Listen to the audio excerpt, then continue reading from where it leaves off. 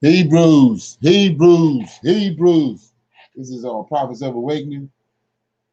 This is our Sabbath class on the 30th of October, 2021. Lesson for the day we'll be dealing with is the Phoenicians and the Amorites, and you know how all that tie in together. So you'll be amazed at that. So it says, I'm asking everybody to like, share, subscribe to the Prophets of Awakening, and hit the notification button, please. This is a non-Messianic channel. We're dealing with the Tanakh, which is the Old Testament, and the Torah, which is the first 5 books of the Old Testament that was given to Moses on Mount Sinai by our Redeemer and our Lord and Savior, Lord of hosts. So with that being said, I was going to say shalom and welcome everyone. And we're going to do our moment of silence, prayer, psalms, and then go into the current events. Okay, so this moment of silence is for the Lord of hosts and all that he's doing to bring about our captivity, prophesied captivity, for us to return home.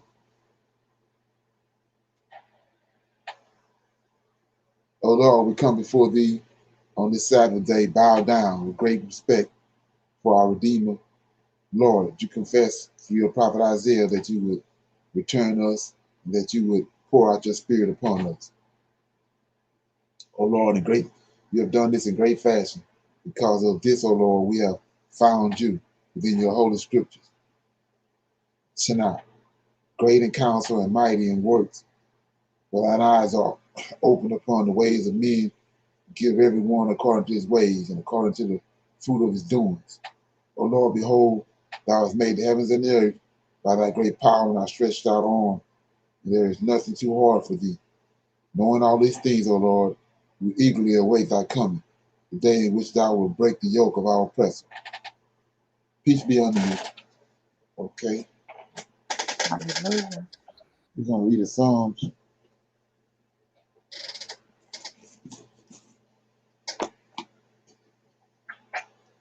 Okay. Okay.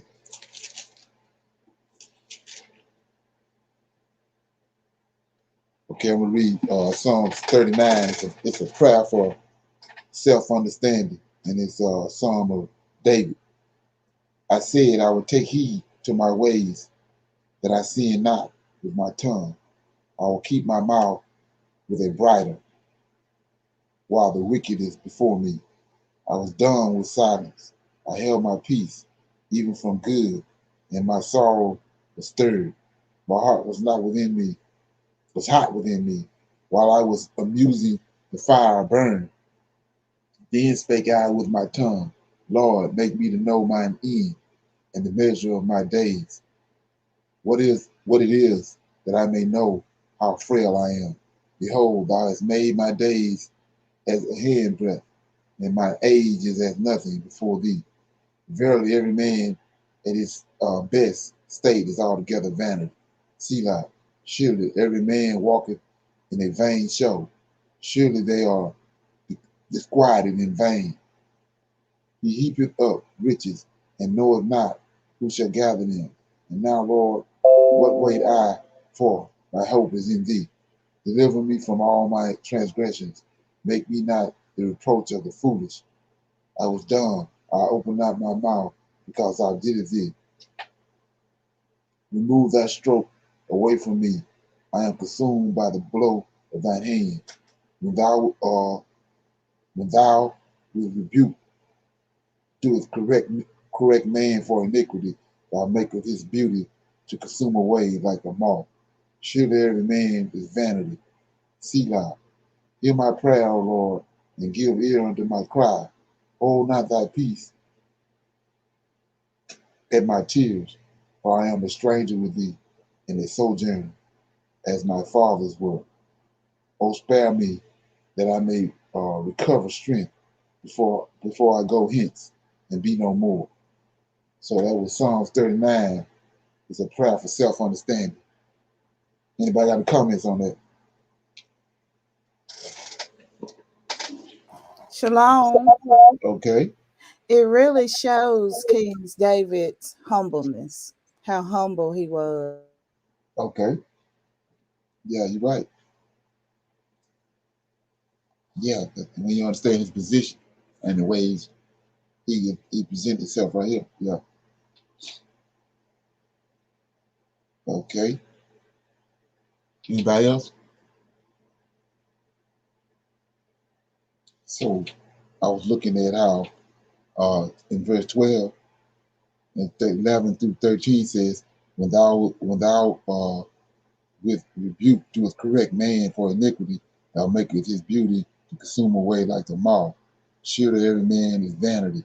So he's saying right here, he's conveying to us right here that, you know, they gave us his narrative in the New Testament about JC and about sin and how that all works. But when you look at it, we see in let me go there right quick. You go to Haggai. Uh, make sure it's Haggai. It says,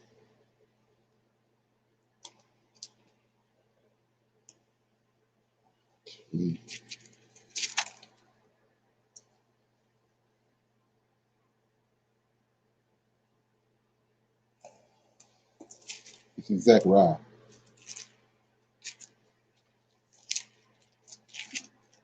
chapter 3. It says, this is when he had Joshua the high priest. They was in Babylon. And he had to get the high priest and the king in order. He had to raise them up in order to bring the Israelites out of Babylon. So I'm picking it up in verse 1, chapter 3, verse 1. And he showed me Joshua the high priest standing before the angel of the Lord, and Satan standing at his right hand to resist him. And the Lord said unto Satan, the Lord rebuke thee, O Satan, even the Lord that have chosen Jerusalem rebuke thee.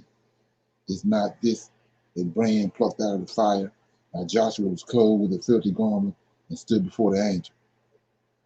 And he answered and spake unto those that stood by him, saying, take away the filthy garment from him. And unto him he said, behold, I have caused thy iniquity to pass from thee, and I will clothe thee with a change of garment. So right here, we see that this angel was overseeing. And right at that instant, he told Joshua, all your sins I didn't cause them to pass away. Your sin that your past sins to dissipate. So that killed it. That killed the narrative in the New Testament. So he says right there,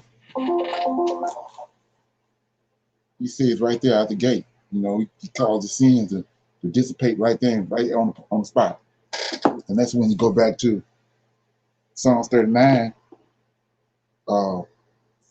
in verse 11, he says, when thou with rebuke doest correct man for iniquity, sin, thou makest his beauty to consume away like a moth.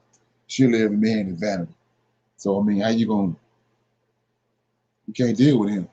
He just at an instant, at a whim, he made Joshua's sin go away, cleaned him up. So anyway, so 12 says, hear my prayer, O Lord, and give ear unto my cry. Hold not thy peace at my tears, for I am a stranger with thee and a sojourner as my fathers were. So what is that saying? It's saying that they came from heaven. Like I was telling you, the spirit that's in those giants was manifested on earth.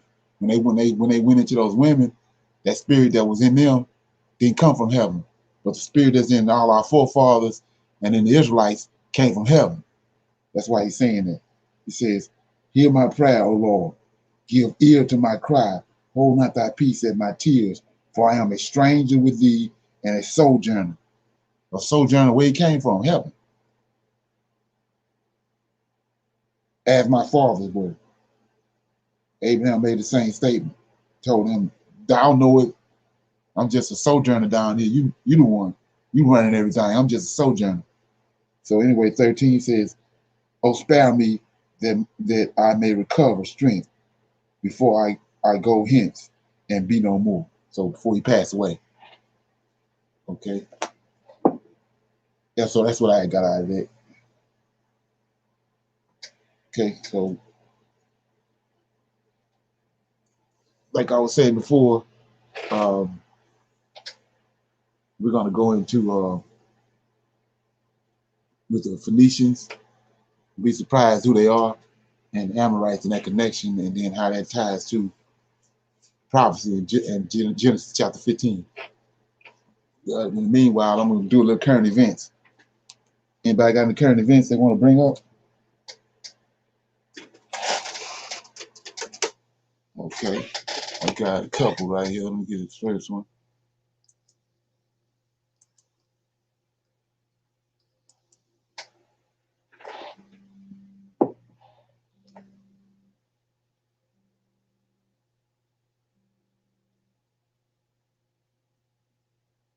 Okay.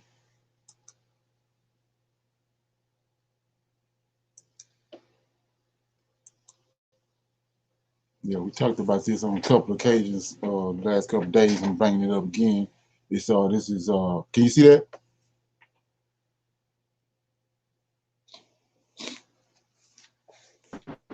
Yes. Okay, it says why the Biden administration would pay as much as $450,000 to separate immigrant families. For much of the past 2 weeks, Republicans have accused the Justice Department of doing Democrat political bidding. The reason the Justice Department said it would look into the threat against local school boards members, which Republicans allege is intended to chill the speech of conservative parents, even as the policy only pertains to threats. Okay, so let's keep going. It says, but a new development on another very sensitive issue should perhaps disabuse people of the notion that apolitical Biden administration officials are constantly minding the political fortunes of the Democratic Party. In responding to lawsuits stemming from the Trump administration family separation policy, they're looking at making a decidedly proactive and politically fraught decision. The Wall Street Journal broke the news that Biden administration is looking to settle with the immigrant families who were separated from their children during the Trump administration zero tolerance policy, which is later abandoned and a judge halted, ordering the reunification of the families. As the Washington Post and others confirmed, the administration is reportedly considering paying as much as $450,000 per person. And like I said, that's a slap in the face. So this just happened about 8 to 9 months ago, years ago, and now all of a sudden now they right on it, considering giving these people 450,000 when we got all kind of bills pertaining to reparations go back way back to I think it's 1982, the first bill that was proposed to the Congress about the atrocities of the transatlantic slave trade. Now all of a sudden this is a priority, and these same families right here didn't get him in the White House. Same Negroes that you had that been dogged out the last 400 years, the ones got him in the White House. But this is priority right here. So it says the dollar amounts remain under discussion. One person with the knowledge of the negotiations said payouts could total $450 per person, with some families potentially receiving $1 million. Negroes don't do nothing when they do this. Then you need to go on somewhere and sit down. So it says the U.S. government took more than 3,000 children away from their parents along with the Mexican along the Mexican border in May. See that? May and June 2018. The peak of Trump's zero tolerance uh, prosecution efforts. Department of the Homeland Security officials say the total number taken while Trump was in office exceeded 5,500. In most cases, the children were separated from their parents by border agents and sent to the government's shelters, while their mothers and their fathers were jailed to face persecution for entry of the country illegally. So you're gonna end up getting millions of dollars for a criminal act.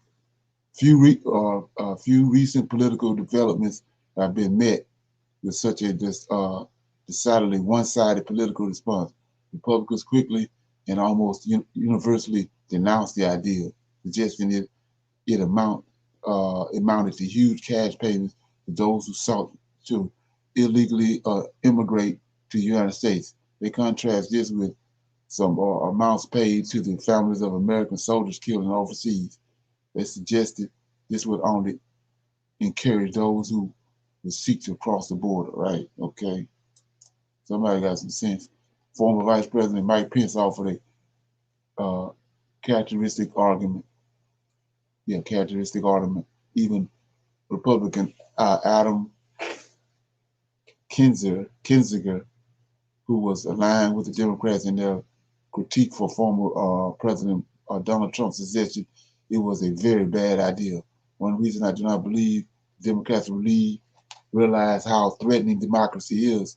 This is done while definitely emboldening Trumpism.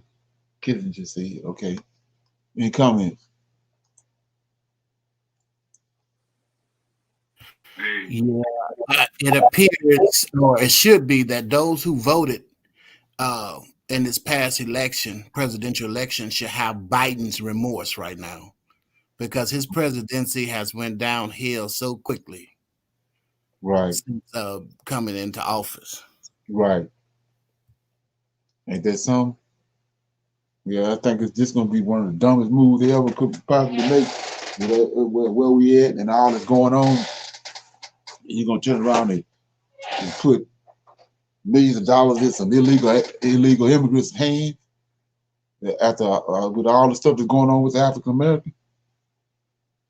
Like I said, they got us rolled off as if like they can do anything they want. We ain't gonna respond. But I think I think they're gonna make a misdiagnosis. If they do that, I think they're gonna erupt. And as many of you have highlighted, and with the removal of the Haitians from the border, on top Yeah, of all that, right. all On that top is of that. glaring right now. Oh yeah, exactly. Now all of a sudden you trying to some people that did a illegal act.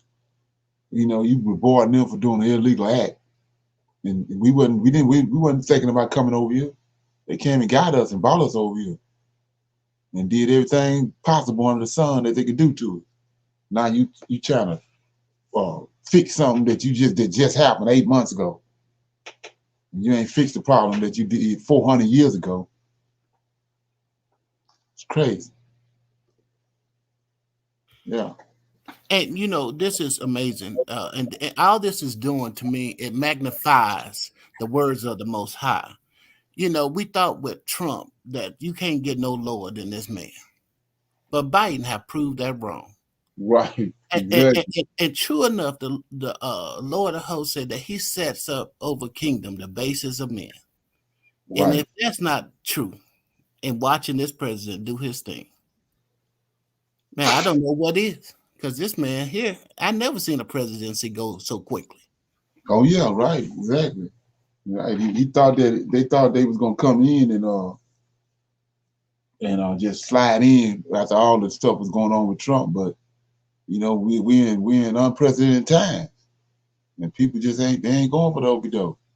It's too much happening, too much at stake. Yeah, and miscued on that. Yeah. So let me get this right here. like I said, it's no way when you think about like for example, I was talking to somebody the other day, when you understand what the Psalms was just talking about the Lord of hosts and some of his characteristics. So he said spring, summer, winter, and fall in place, right? So just that alone, if you ever find yourself in his presence, you know what I'm saying, you gotta understand that this man, this being, and this who set the seasons in place. How can you contend with him? You can't contend with him, you know. And so, but they continuously want to, with all the stuff that's happening. It's the same being that's bringing all this stuff now. You can't get out of it. It's too much happening. This place gonna collapse. They can't get out of it. There's no way they can get out of it. And so, example that is right here. This here. Let's look at this.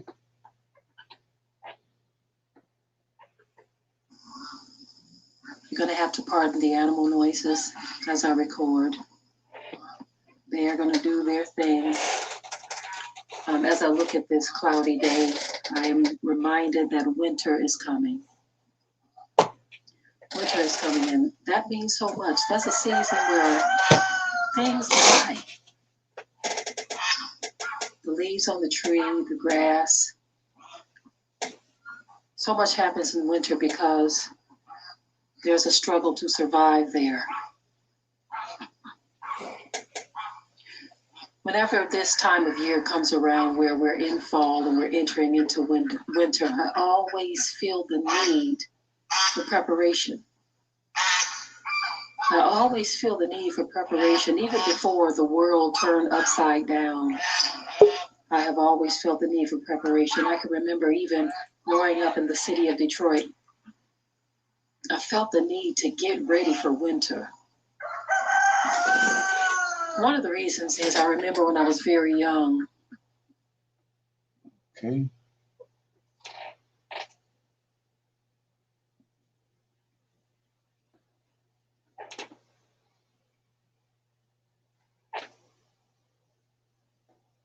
House, and we were poor. We didn't have a whole lot. But in the summertime, we'd have all kinds of fun. But then winter came around as a reminder that you have to handle your business. I remember having boots that had holes in them and not always having a pair of socks to go on inside of those boots. And we would literally have to walk to school like that. And I remember there was someone who saw that I didn't have proper boots, proper shoes, proper hat, anything, because we were poor. It was a friend of our family's. And they decided that I'm going to make sure that this little girl has some boots, shoes, socks, gloves, hats. So this person took care of that need and got me the proper winter gear. Now, I said all of that to say this, that whenever winter would roll around, there was always this fear and concern as to whether or not I was prepared. I remember when I got a little older, my sister and I, we used to go to a church that was a little distance from our house. And we didn't always have a ride to get there, whether someone took us or picked us up. We didn't always have a ride. So I remember one day being so anxious to get to church because we were going to be visiting another church. But if you wanted to get a ride, you had to make your way there in time.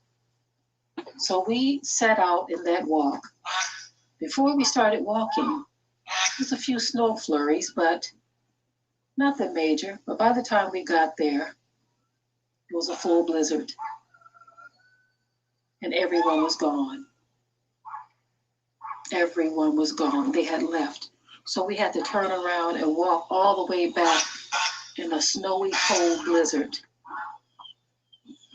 My sister and I, we were very, very cold. I remember going to knock on one of the saints' door. She was home. And we told her that we missed our ride to the church, that our church was going to visit. We asked if we could come in and warm up. And this woman, this Christian church woman who had children our age, she told us, nope, you can't come in. So my sister and I, we turned around and we started walking home. And I remember crying for a number of different reasons. Number one, I was freezing. I was very cold. Number two, I couldn't believe that a so-called saint or Christian couldn't see two children that were anxious to get to church, but didn't make our trek there in time to get a ride. And so we were cold. Even after explaining all of that, she still wouldn't let us in. So again, yet another reminder to be prepared for winter. Winter is no joke. I remember last winter, some things happened. The cold just came in, the snow, and it was colder than we had seen it in a long time. We lost some of our animals during that time because the winter was too cold. I want you all to hear what I'm saying in this. Never do I say anything to cause or strike fear. I don't say things to cause or strike fear. But when I talk, I'm simply wanting people to take heed and to prepare for whatever it is they need to prepare for. Prepare for whatever it is you need to prepare for. Life is not a joke. Life is to be taken serious. Okay, so with that being said, what they've announced is that we're looking to have one of the most severe winters that America has seen in a long time coming up. It's already upon us already, really. So with all the stuff that's already happening, with the shortages and all that, they got one of the craziest winters coming at us already. So, like I said before, you can't contend with the Lord of hosts. There's no way. And like I said, and then on top of that, we're dealing with prophecies that he done prophesied, and he got to make good on those prophecies. So ain't no way America can get out of what you gonna go back to what the way it was. It ran its course, and you got to understand that. Yeah. So with that being said, anybody have any comments? Well, the Lord of hosts is the judge of all the earth, and Right. Judgment is upon us. Okay. So I wouldn't be surprised if this winter is all that they expect it to be. Right. Ain't that something? Yeah. So yeah. So I mean, it's more or less like a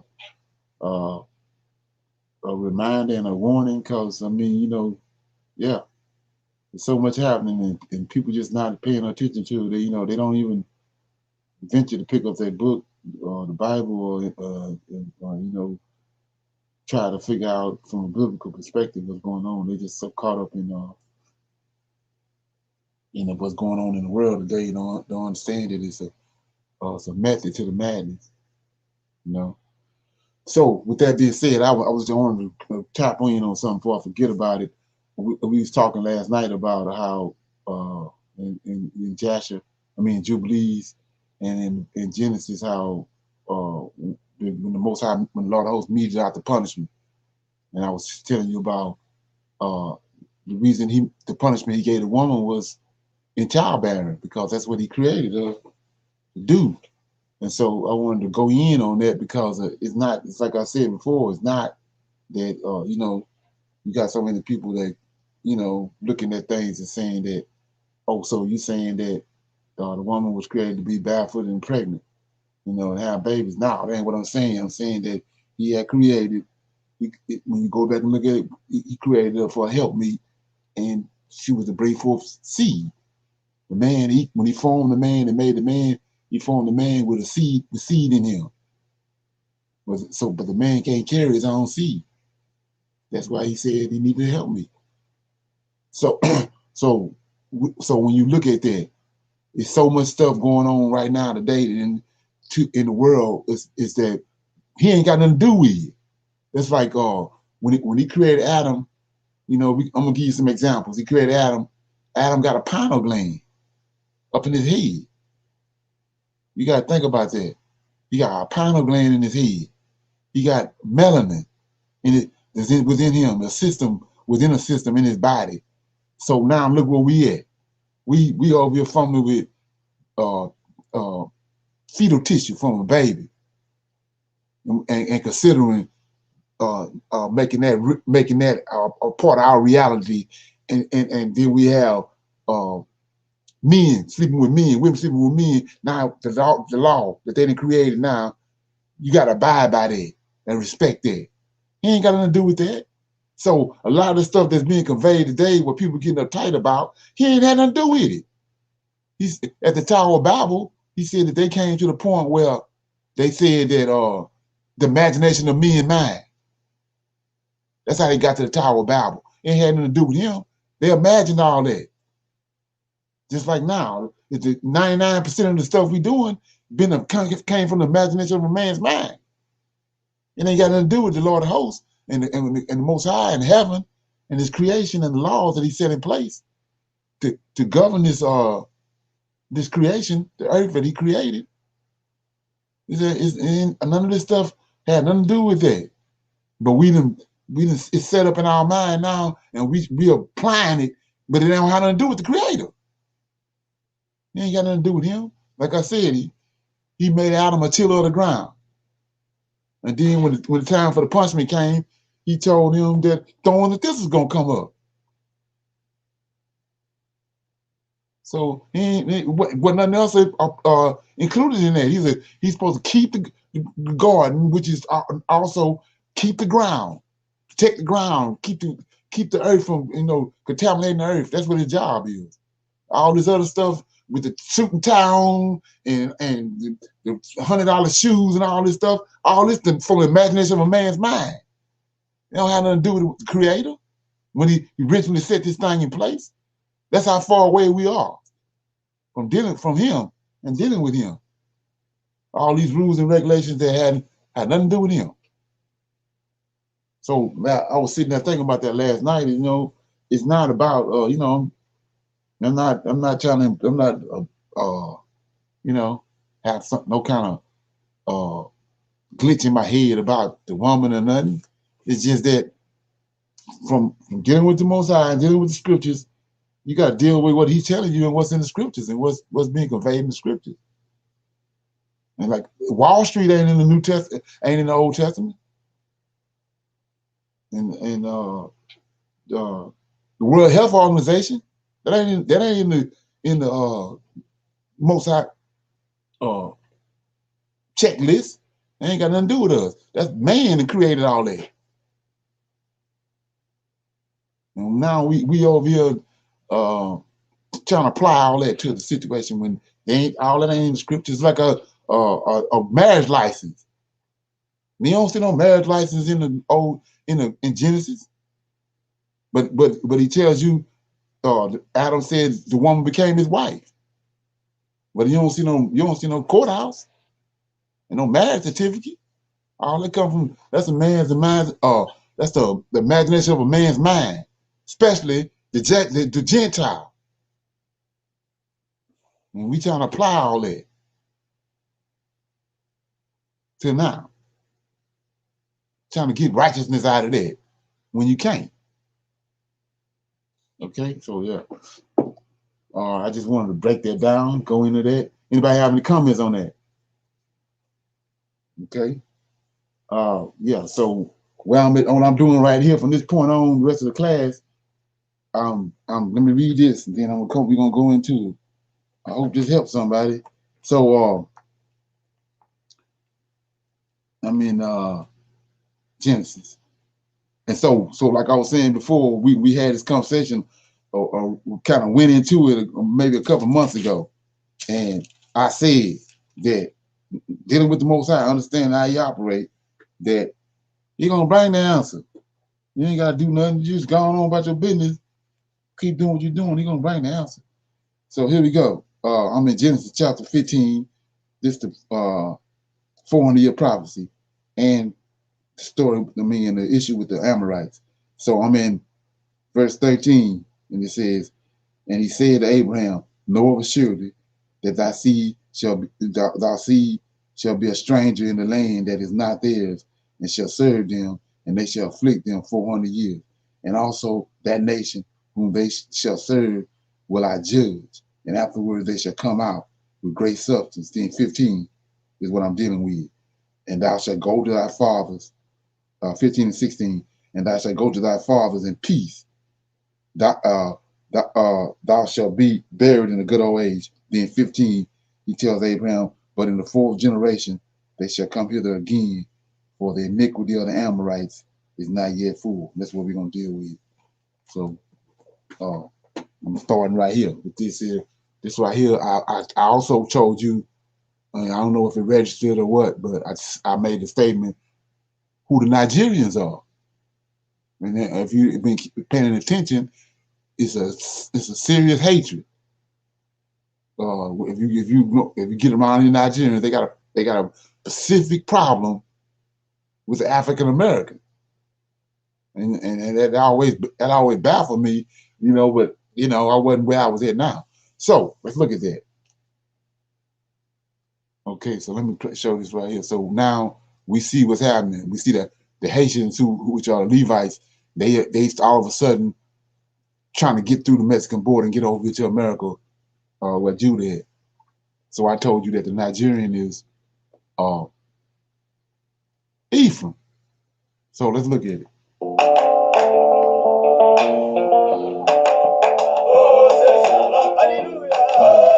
So you notice the Most High bringing all of them back around. He's starting to deal with their minds, bringing them back around.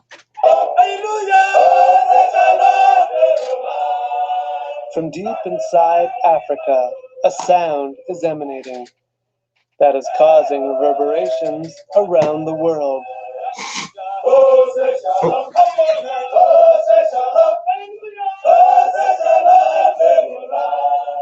It's the sound of Judaism.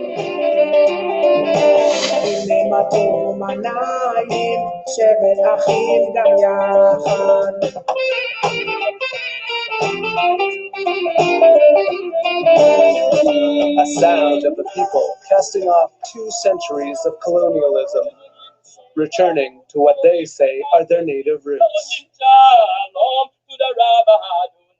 I know from birth I'm a Jew.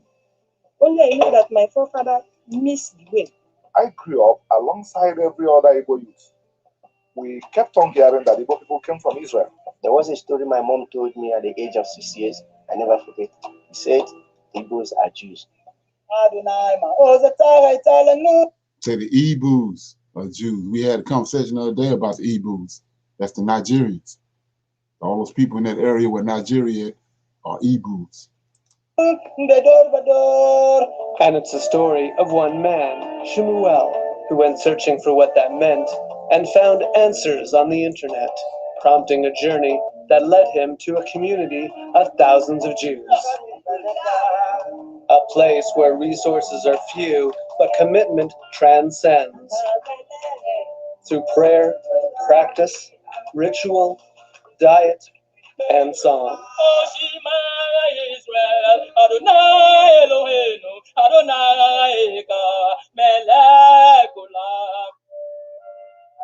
But this is also the sound of doubt from Jews in America.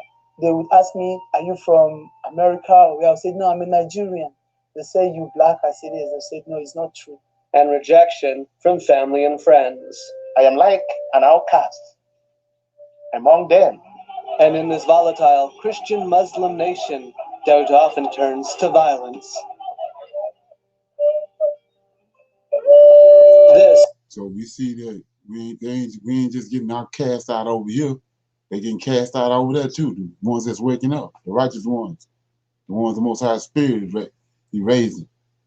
This is the story of the Igbo, 25 million strong, a people once under siege by their very own government. Biafra declared its independence. And a people once captured and shipped across the Atlantic by the hundreds of thousands. A people who helped build America, and a people whose descendants are now discovering their Igbo roots, raising questions of cultural identity for countless African Americans.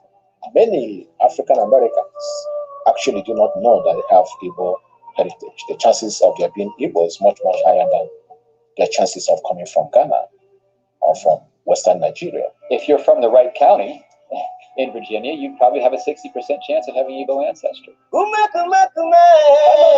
It's a story of the strength of belief, ancestry, and community. Boosted by a visitor who inspires everyone and helps take Shemuel's dreams to a whole new reality. The Jews of Nigeria are re-emerging. Okay, is there something? Any comments?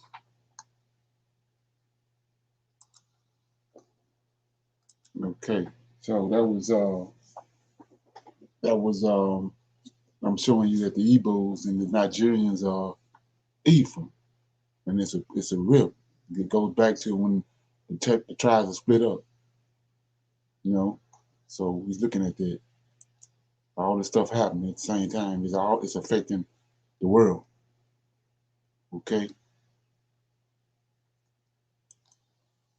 Okay, so here we go. I want to play this right here.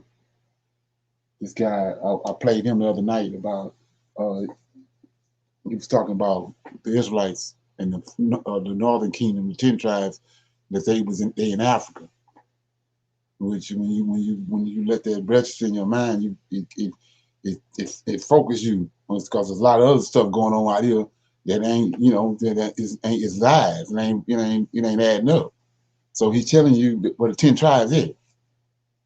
They in Africa, and so when you understand a fruit tree, an apple tree, you come there and it's an apple tree where you're gonna look right around there. The apples the fruit ain't gonna fall too far from the tree.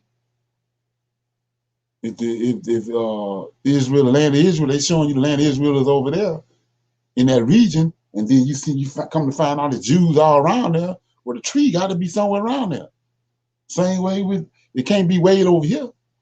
So the man showing you that the 10 tribes is over there. So to me, common sense gonna tell me there's something wrong with this other situation that people bringing up about Israel being over here in America.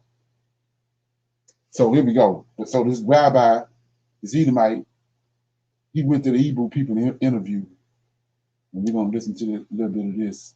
These Hebrews talking to him.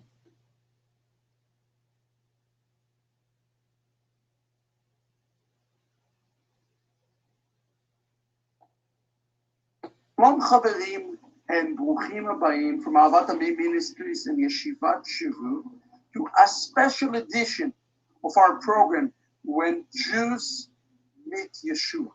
Today we are here recording in an outdoor setting among all the Hebrew people around me. So let's give the Lord a hand for the Hebrew people. It is going to be a very special and very fascinating program where we are going to be discussing the past and maybe a little bit of the present even of the Hebrew people.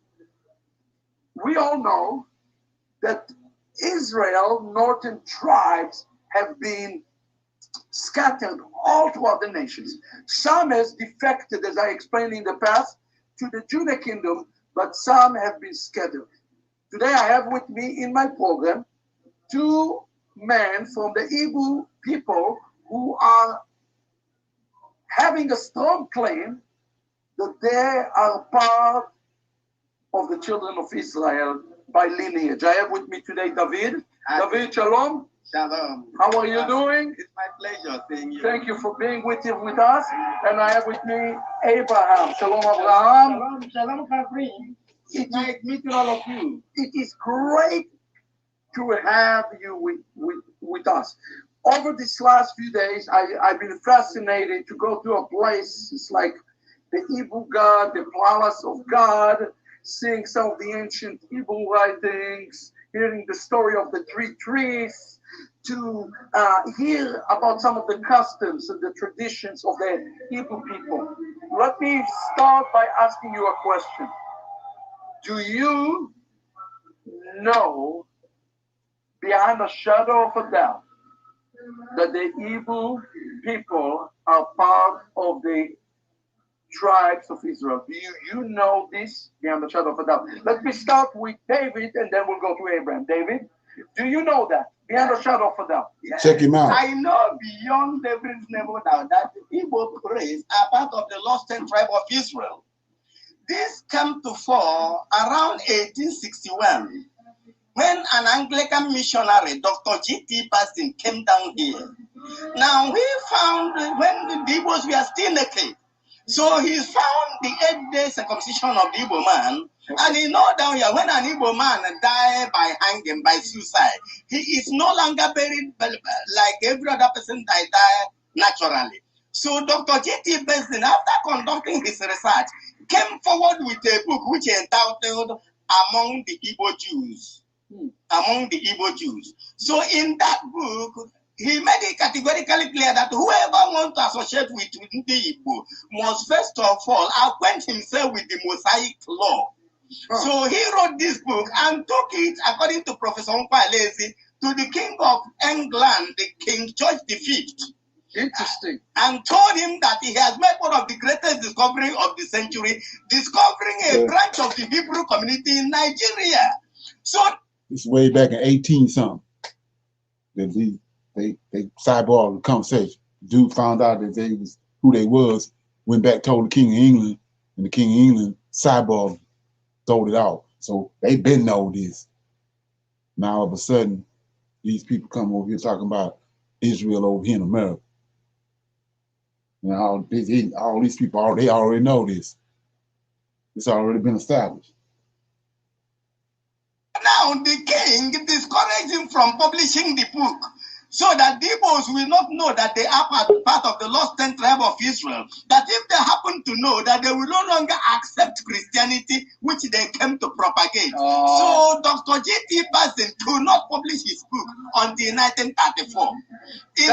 That's 70 years. 70 years. Yes, from 1861 to 1934. In that book, you will see 5 naked Igbo virgins. Wow. So then they knew. How did they get to know? An Igbo man from here, a community called Iseke, allowed the Ekwano. He was stolen and sold into slavery. Wow. And he was taken to West Indies, where a British soldier bought him and took him to England, and he gave him to his aunt who trained him. So then Olao the Ekwano was serving the woman conscientiously. So somewhere along the line, the old woman developed interest in Olao the Ekwano and told him that if he's able to reimburse her or part of the money spent in buying him, that she will set him free. So the woman was allowing Olao the Ekwano to go out and do some odd jobs and make some money, and he was reimbursing the woman. Before the woman. Okay, we're gonna talk to the other guy. Pretty much 99% of them. The entire Igbo race know that we are Jews. We are no longer speculating. So that will be given. Throw at me. This is so fascinating. All right. Throw at me a couple of other Jewish traditions. All right. Some things that I would like to chew my teeth on. All right. Thank you so much. You see, I have here over 100 reasons to prove that Hebrews are Israelites from the scriptures, from the Torah. And one of them is circumcision. We have already talked about it, circumcising on the 8th day. And another one that follows is the morning of the day. Morning. When a person, so let me ask you a question. This is very important. Yes. When a person died, yes. What do you do in the Hebrew tradition? In the Hebrew tradition, in Judaism, you have what's called the Shiva and the 30. Yes. Do you have anything? We do such thing. It's very clear in our tradition. Before the coming of the white man, a moment an Igbo person dies, he is buried between 24 hours to 48 hours. We were Really, not, that's a Jewish law. Yeah. That's a clear Jewish law. And even our old men will even give it instruction, even in this present time. Wow. It will not be taken to mortuary. Tell me, when you bury a person, I have a question, you might know the answer. Yeah. When you bury a Hebrew person, do you put him in a casket or do you wrap him in something? Interesting. Before this present time, we don't put people in caskets. We wrap them. That's why I'm asking. The white man that brought. See that? That's what I was just saying. All this is imagination of man's mind. That was forbidden. Put a man in a coffin. Now we can't even, last thing we talking about is wrapping the body up and putting it, doing something else with it. We all off track and getting all bent out of shape by stuff that somebody else has concocted. It ain't got nothing to do with us. Yeah. Casket and issue here. That's amazing. You see, because in today when you people with what we call Oba, it is Oba that we use in those days. It's a kind of what we call it, a basket. Okay. But it was not a casket. Interesting. Very interesting. Fascinating. Give us a couple of more. All right. So you put 24, 48 hours. Yeah. That's the tradition. That's Judaism. That's one of the big Jewish laws. All right. So the moment somebody dies, within 48 hours is buried. And you have to give up to 48 hours in case their descendants or his close relations who are far away, they can be given information to come and see the man the last time and pay him the last respect. Wow. Now, so when we bury, the moment we bury, we begin to count. And then the counting, there are the first preliminary ceremony that we do that could last for 7 days. It's 7 days. 7 days, yes. Then after the 7 days, we have the one we call the Izu Asa. That's one in the Hebrew Shiva. Yes. The one we have the full 1 month.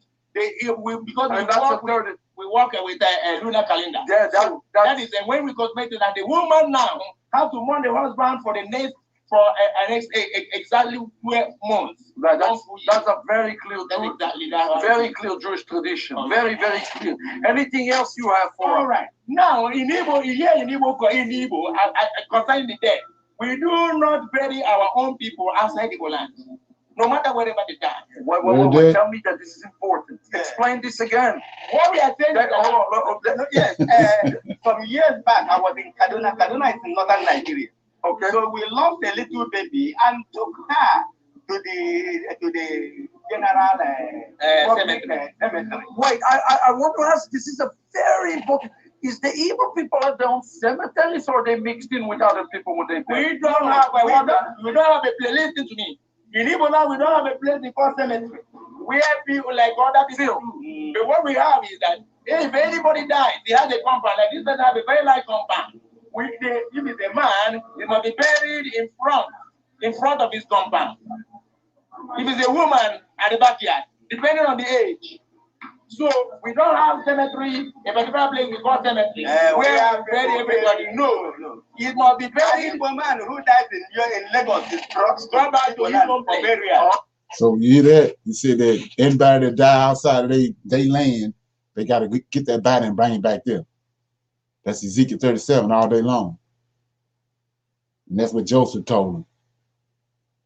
Joseph said, don't leave my bones here. Take them over there to where you're going to the land of Canaan. See that? So he, the student. They the teachers, he the student.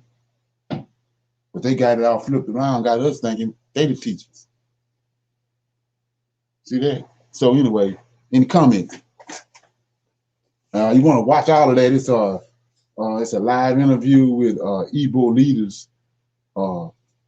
Could they be part of Israel? That's the name of the video.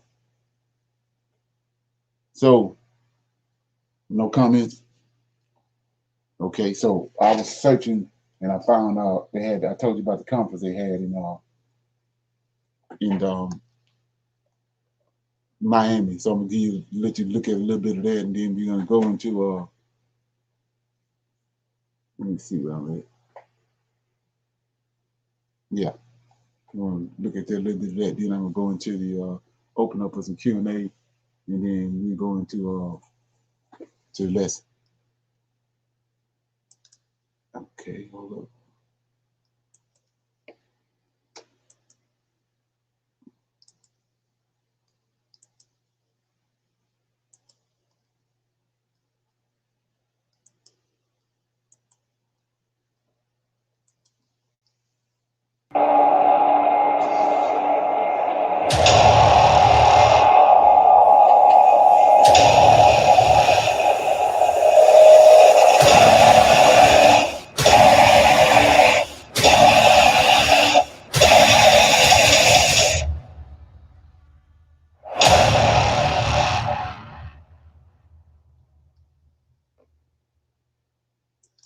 So what I'm doing is all this stuff that's going on, that we see going on with America and around the world, all the drama, this is going on too. So they working simultaneously, hand in hand. The Most High, Lord of hosts, cable Moses has.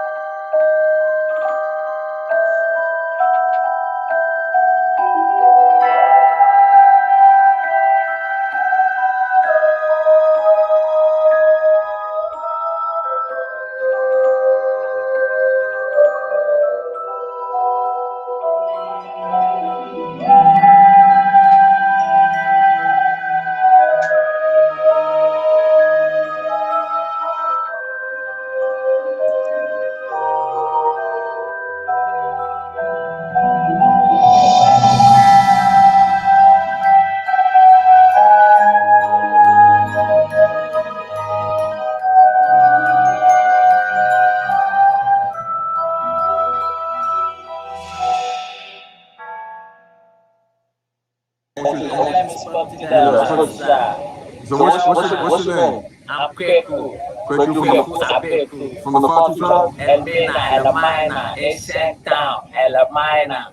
Okay. Which is Edena. We black people, don't forget about where we born. As long as you're a black man or black woman, you are Hebrew or you are Israelite. Because it's a one thing. See, but Babylon them just divide it so that you know where we're coming from, where we are going. And now you know yourself. That is why you touch the land. So my brothers, my sisters, you all we are welcome. We are waiting for them. Come home. They might come home. You're like Marcus Garvey said. And that is a prophecy. So the prophecy must be fulfilled. And this is the time.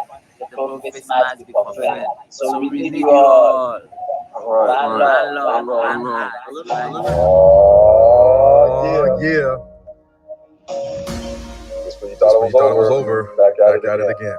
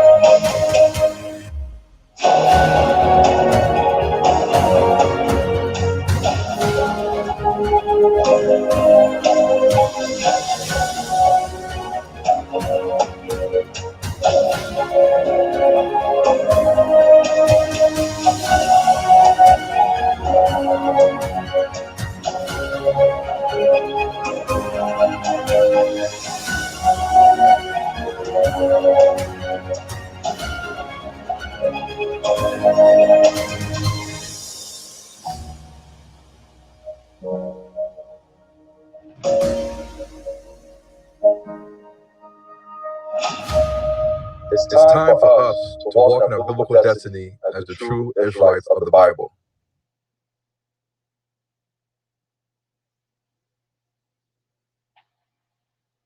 It's up to you. No one's coming. No one. No one's coming to push you. No one's coming to tell you to turn the TV off. No one's coming to tell you to get out the door and exercise. Nobody's coming to tell you to apply for that job that you've always dreamt about. Nobody's coming to write the business plan for you. It's up to you. No one's coming. No one's coming. No one. No one. No one's coming to push you. No one's coming to push you. No one's coming to tell No one's coming to tell you to turn the TV off. No one's coming to tell you to get out the door and exercise. Nobody's coming to tell you to apply for that job that you've always dreamt about. Nobody's coming to write the business plan for you. It's up to you. No one's coming. By Friday the 15th of October, every single authorised worker that is on that authorised worker list whether they be in Melbourne or in regional Victoria, will need to have had at least one dose of a COVID-19 vaccine. That is, if they want to continue working. People that don't want this mandatory vaccine, how do we manage that? Well, then they won't be going to work. It's very simple. It's very simple. It's very simple. We want to open the place up. I'm not taking lectures on freedom from people who will hold all of us back. Right? We want to be free. We want to be free. We're going to be free. We're going to be open. And the key to that is getting these vaccination numbers up and up and up. So we're going to have a vaccinated economy, and we're going to lock some people out, because that is far better than locking everybody down. Somebody be lying. Yeah. Somebody be lying. Then I realized it was somebody else. And I said, oh yeah. Usual suspects. It's a world full of deception and trickery and distraction. Like the Matrix. Yeah. Unless you can see outside the Matrix, you're going to be caught in it. And keep you in it is to control you. Especially control the black man. Because we the kings, the queens, the prophets, the priests, and the chosen seed of the earth. And they don't want us to rise up to the top. They don't want to see.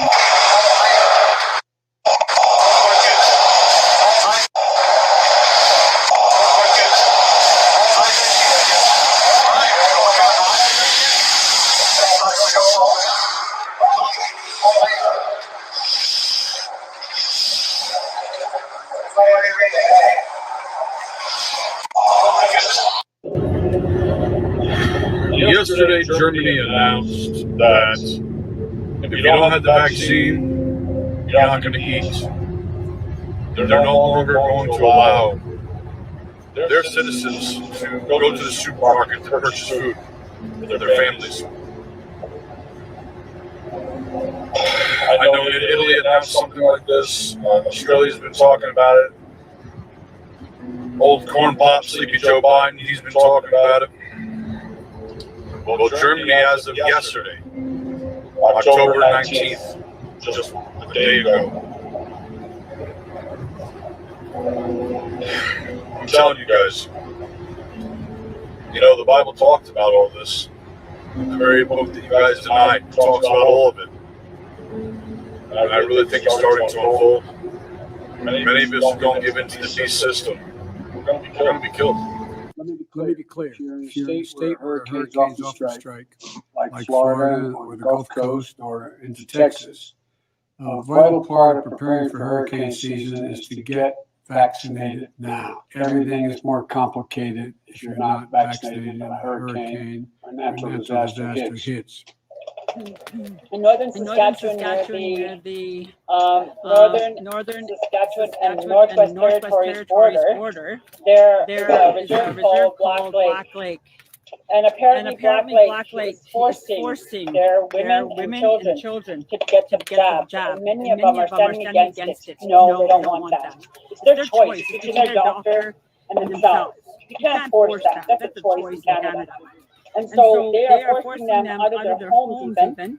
They've run into the bush with their children to stay away from this jab. And this has got to stop. This has got to stop now.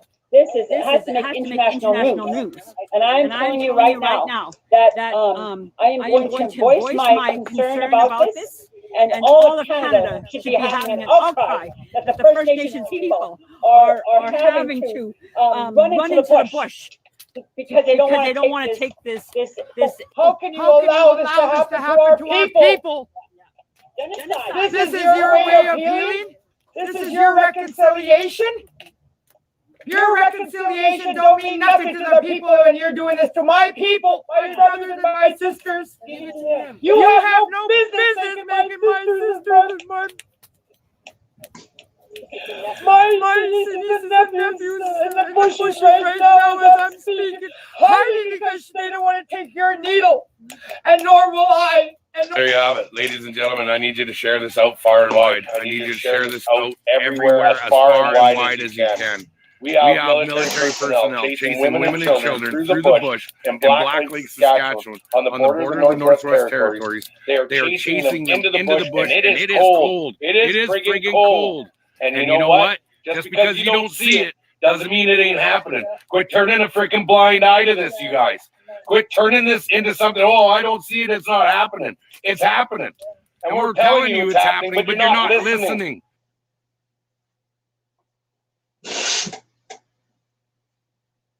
kufuatilia nguvu zetu nafanyaka, lakini Mungu alimuumba nazo, sababu zaidi wazungu hawajui tena kama Mungu iko. I'm Mzunga, but I'm not white. And I believe in God. Ikiwezekana vile anasema anamuomba Mungu, wakati tutakuwa tukiomba Mungu wetu wa wana wa Israeli.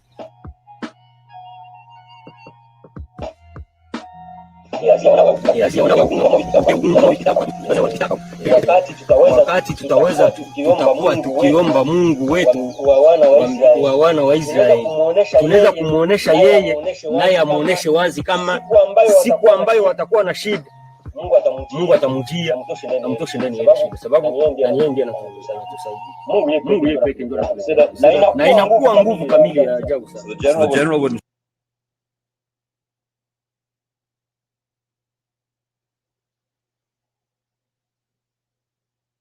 Africa, the richest continent in the world, is the poorest. Something is wrong. So we created this lesson to give Africans an environment, a space where they look at themselves seriously. Songhai is where Africans can learn how to grow up. Father Godfrey Zamujo, I'm the director and founder of the Songhai movement.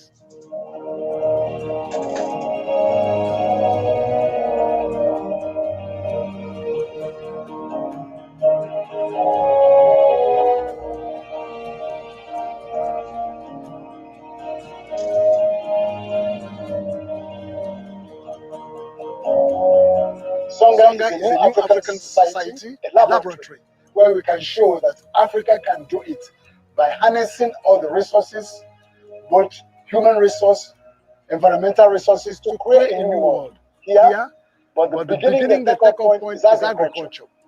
But that agriculture must be sustainable to produce better and more with less. We have agriculture, that's crop production, we have animal and fish. The waste from one section is recycled to become input in another one. For example, so I want to shine a light on something right quick. You see at the bottom of the screen it says Africa is a biblical wilderness. Do you see that? Yes. Okay, so let me go show you what I'm talking about. And like I said, I want you to go get a mega pastor or rabbi to do this. So, got in Revelations, I showed you that the book of Revelations ain't nothing but come out of Daniel. They can throw us off. So it says right here in chapter 12 in Revelation, and this gonna settle the debate on this Israel issue, Israel being over here in America. So it says, I'm starting at chapter 12 of Revelation. And after this, I appeared there a great wondering, a woman clothed the sun, the moon under her feet, upon her head a crown of 12 stars. And she being with child cried, travailing in birth, and pain to be delivered. And there appeared another wonder in heaven, behold, a great red dragon, 7 heads, 10 horns, 7 crowns upon his head. This out of Daniel.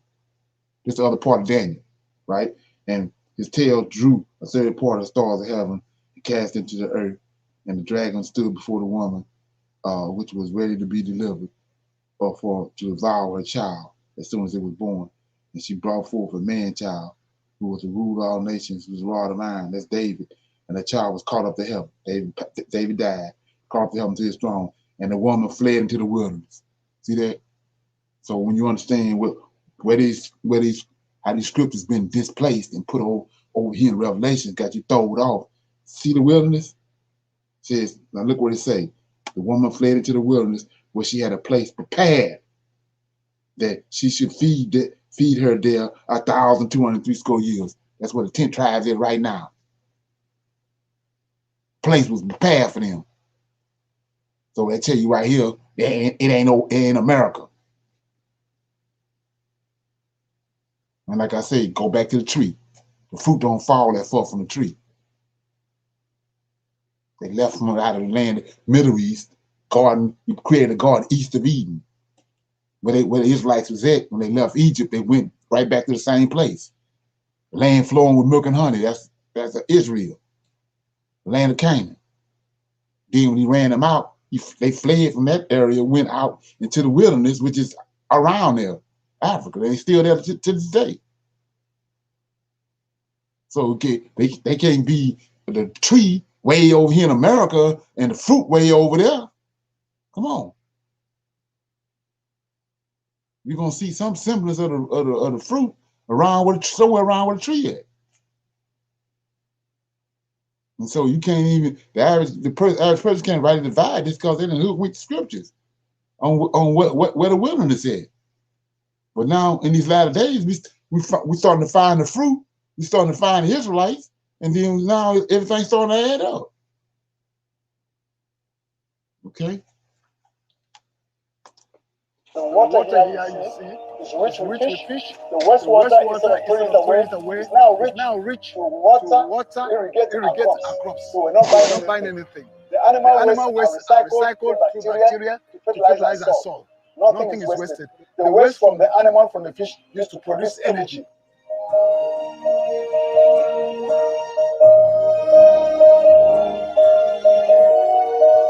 This new agriculture is going to bring a new habitat. You walk where you live, you live where you work, you eat what you produce, and you produce it in a way that so this all happening. Everything goes. This place is Shanghai. It's a project, just like I got a project. So it's a project, but it's in Nigeria. Ephraim. Come on.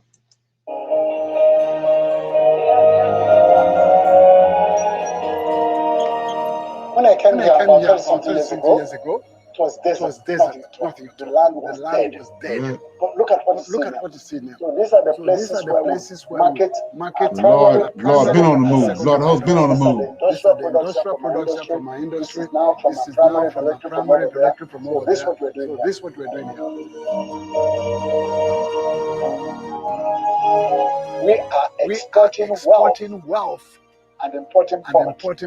This is not acceptable. Start this logic of development. Abandon the logic of dependence. And this is what we're doing tonight. Shalom, Israelites, right about here. Got a lot of things to talk about today. Different points to cover. Just got back from Miami conference.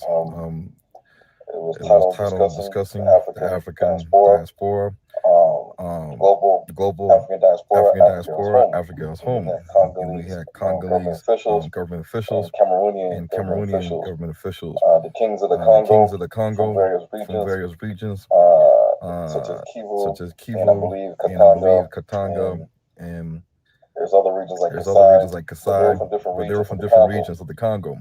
They could not make it to the meeting because of visa issues.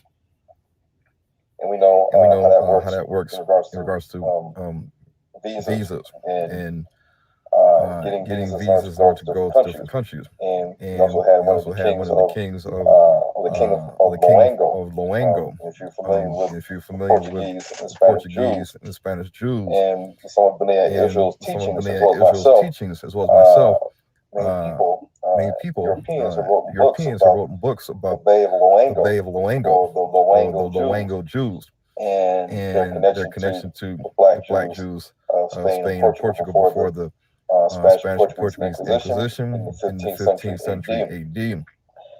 Interesting things that we listened to and heard in the video that were translated from French to English, as well as some interesting things that we saw being worn by the Congolese kings on their garments and around their necks, and on the head, which is goes to prove that we are the Israelites, and because it's seen in other brown two Niger speaking tribes as well. But they issued a video response to the people at the meeting, to the diaspora, us, the Israelites, and we made a video together in response to the Congo King's message. This is the conference right here.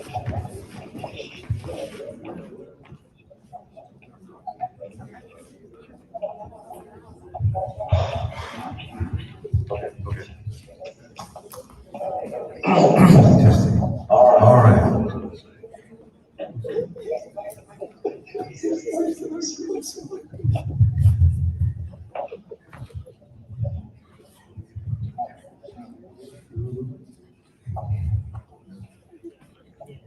First, I want to say to you, thank you so much for your letter and showing your part for we the people of the U.S. It is our desire. It is something that I've been longing from a child. To know my background, to know where I come from, and myself and my family, immediate family, been in deep study, to know where we come from, and to be welcome back home, from the place of my DNA, and I did do my DNA, is to trace back to the continent, which we now call the homeland. I want to thank you very much, and hope to see you in the near future. To bow before you, shake your hand, smile before you. Again, just thank you so very much. And from all of us, I guess some would be addressing you on the individual basis. Thank you very much.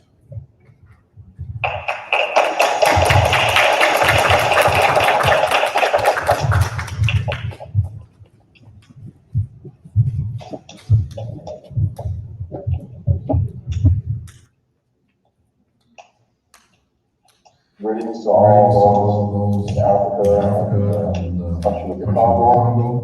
My name is Ron Jr. I'm the book Black America and films, groups, Black America. Very excited and was very pleased to hear the video message from people of Congo. I had to write down my own response to what you said. I was very excited to do this. So collectively as a people, we understand that we are all one family. We understand we are the descendants of the Israelites of the Bible. With that, we are the children of promise. Deuteronomy 28, verses 68 foretold that our ancestors would be sent into bondage to be slaves in another land by way of ships. It is also prophesied in the Bible that we will serve and be oppressed in America for 400 years. And after this, we will leave that nation, but that nation will be judged after 400 years of our bondage. Now is the time for the great Hebrew awakening to come to Africa. Now is the time for our reconciliation. Now is the time for our restoration. Now is the time for our preparation.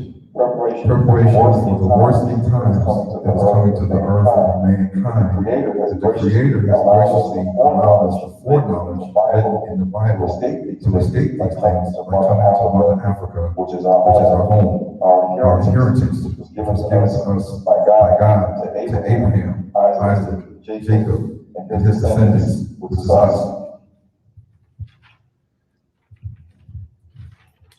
We humbly accept your invitation to come back home to Africa and the Congo.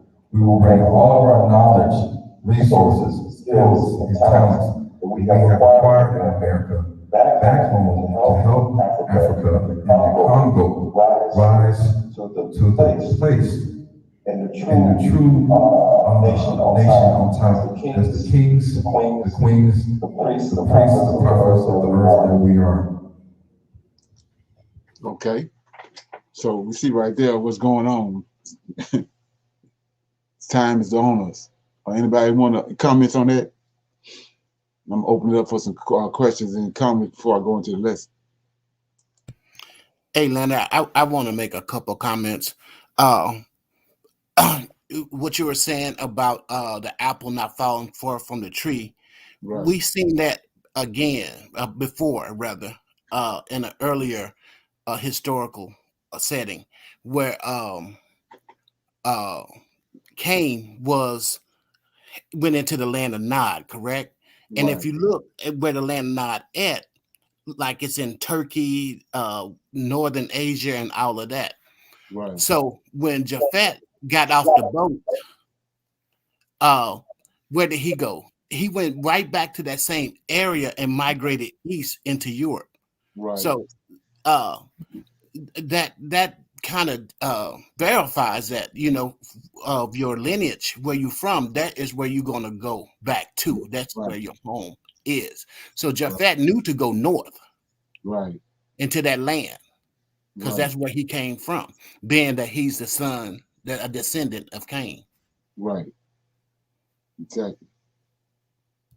And that's what's being disregarded. That we using their knowledge instead of to the creator knowledge that he gave us, and that's where everything off it. But he's raising up people now that's reconnecting with him, and we getting the proper knowledge. It's like I said, when you go to seminary, that's their knowledge. None of the prophets ain't go to seminary. Right. And that's where we off it. Listen to him. We got them raised up to be, our leaders, but they don't possess the power. And they don't possess the understanding to deal with Israel.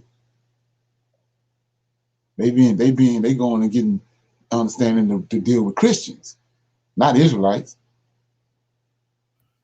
Right. And that's why you was reading in Psalms 147 last night. I think it's verses 19 and 20 that you read, where he revealed his word to Israel and to Jacob. Right. He hadn't dealt with these other nations in revealing his word and his truth. Right. So yeah. Right. Okay, so I'm gonna that video I was just playing, I'm gonna post it. I'm gonna have it posted on on the messenger for everybody that want to watch it. Okay, I can't it'd be easier for me to post it than to try to tell you about it or quote it. Okay, so like I said, open it up for some Q&A. Anybody got anything, questions or comments about anything before we go into the lesson? What's up, D-Ray? Hey, can you hear me? Yeah. Okay. You kind of low though. You might just turn up your volume. Yeah. Can you hear me now? Okay. I'm still low. Nah, you up now. Okay. Yeah. I mean, if this the land, you can just throw the 400-year prophecy away too. Oh yeah, right, exactly, right. Yeah, it don't add up. None of them don't add up.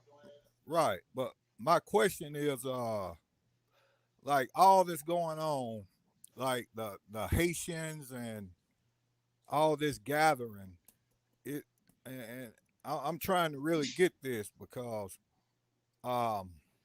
Zephaniah, chapter 2, 1 and 2. Is it safe to say this is what that is talking about? Right. Because from beyond the rivers, Ethiopia. No, gather yourself together. Gather yourself together. Gather together, O nation not desired. Before the decree bring forth. Right. Before the day pass as a shaft. Now, when you look at that word decree, right, that's a order. That could be a religious order. It could be a Roman order. Right. And when I look at what they trying to do through the jab, and I mean, this really makes sense to me. What they trying to do to us, Right. And when I see the Haitians and the gathering, Right. That when you mentioned that before the decree go forth, all we have to do is go to Ezra and go there right quick. So it's nothing new under the sun. It's the same thing Cyrus did. I kind of see what Lamar did there. He's trying to say the decree and the mandate are related in that sense. Okay. Exactly. Okay. Right. That's good stuff. I like that. Right. And the example is right there in Ezra chapter 1. So they all, just like we know now that we leaving here. We went to Deuteronomy and we found out we awakened just like our forefathers in Egypt. They was waiting. Moses showed up. And then the Pharaoh put the decree out. Well, it's the same thing here in Ezra. In chapter 1, verse 1. Now the first year of Cyrus, king of Persia, that the word of the Lord might be fulfilled, the Lord stirred up the spirit of Cyrus, king of Persia, that he made a proclamation. Same thing. Yeah? Throughout all his kingdom, and put it in writing, saying, thus said Cyrus, king of Persia, Lord God of heaven, give me all the kingdoms of the earth, and have charged me to build them a house in Jerusalem, which is in Judea. Same thing in Zephaniah. Right. Okay. So it ain't nothing new under the sun. We just gotta get the template down and the foundation, and everything just start. Everything you can see everything.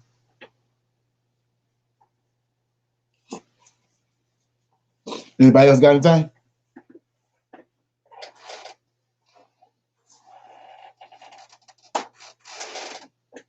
Okay, everybody else good? Okay, so like I was saying before, going to the lesson, and what I was saying was that we was talking a while back, and I was saying how when you back there, I mentioned the fact about the pineal gland and the melanin and all that. Well, we don't. A lot of things, a lot of Israelites don't understand about it is, you can't cry out to the Most High about something you don't know about, or you can't cry out to him until you get in the bind. So we came up across, based on all the information we gathered, and we came head on with Genesis chapter 15 and the time of the Amorites had not yet been fulfilled. Cried out to the Most High about it. You're supposed to know you're gonna bring the answer. So we're gonna get the answer right here. Like I said, tie your shoes up. So here we go. We're going in. I'm gonna play the video. After the video going, we're gonna discuss this and bring up stuff we talked about and connect all these dots. And I'm gonna post this video too. Catholic Mennonite from Lebanon, but I go back to ancient times, going back to the Phoenician, to the Canaanite Phoenician religion, which I found very inspiring, and I found so many connections between the Phoenician theological system and Christianity. So he said he found out that the Phoenician system and the way it operated and the religious system is the same as Christianity. It's big. So watch this. Taken out from the New Testament, we are depending on the New Testament. So this book is not to divert the faithful from their religion as Christians, but to prove to them that the God that Jesus spoke about and called the Father is not in any way the Jewish God that appeared in the Old Testament. You hear that? Even in the New Testament itself, we find so many evidence that the Father of Jesus, the Father of love and peace, is not in any way the Jewish God that appeared in the Old Testament and who was specifically considered as the God of the Jewish nation. The Christian God is universal to all people. Lord of hosts. So we started with Saint Matthew. Matthew is known to have directed his gospel to the Hebrews at the time. And it was he who wrote in the gospel that Miriam will bring a child that will be called Emmanuel, which means El, the supreme God of the Phoenicians, is with us. So Jesus is.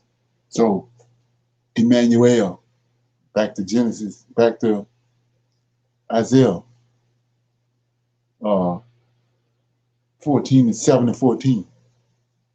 So we know it's two Enochs. We know it's two Methuselahs, it's two Jerusalem, two Bethlehems. So we know all that. So we see right here, the man breaking us down is two L's. The God that the Phoenicians worship was an L, right? But we're gonna keep going. Emmanuel, which means here with us. Now, in the Phoenician pantheon, we have the supreme God, Father of all, called El, or El Elyon, El the Most High.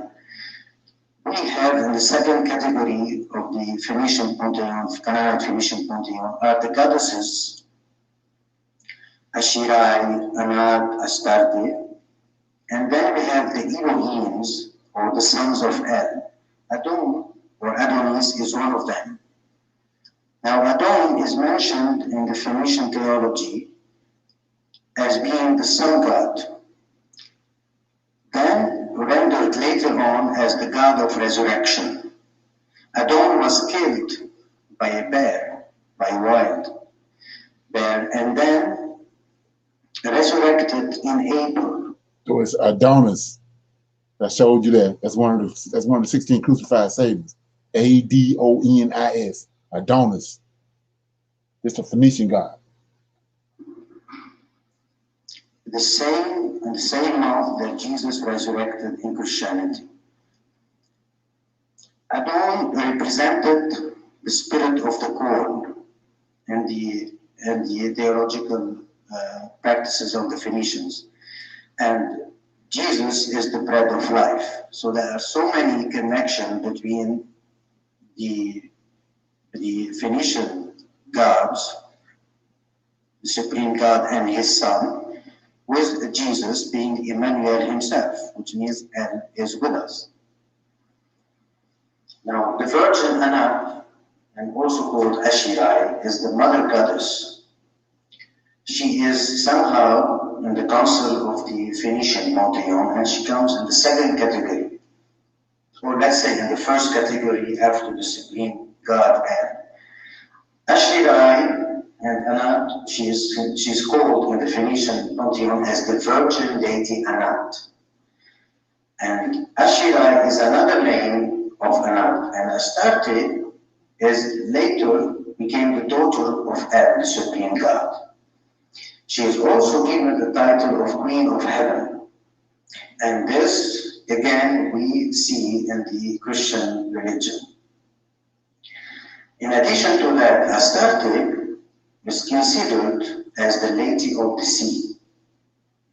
And etymologically speaking, if we divide the name Maryam in the Aramaic Phoenician language, it's Mort Yam or Mart Yam, which means Lady of the Sea, because Yam is one of the sons of El, of the Supreme God.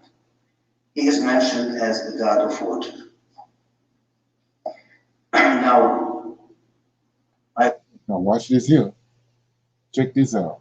I always wondered if Jesus was actually a historical figure, because there are so many people who are trying to say that Jesus did not exist and just a myth, or is a mirroring some myth of the ancient times. But this is not true. We found so many evidence outside the New Testament that refers to Jesus as a historical figure.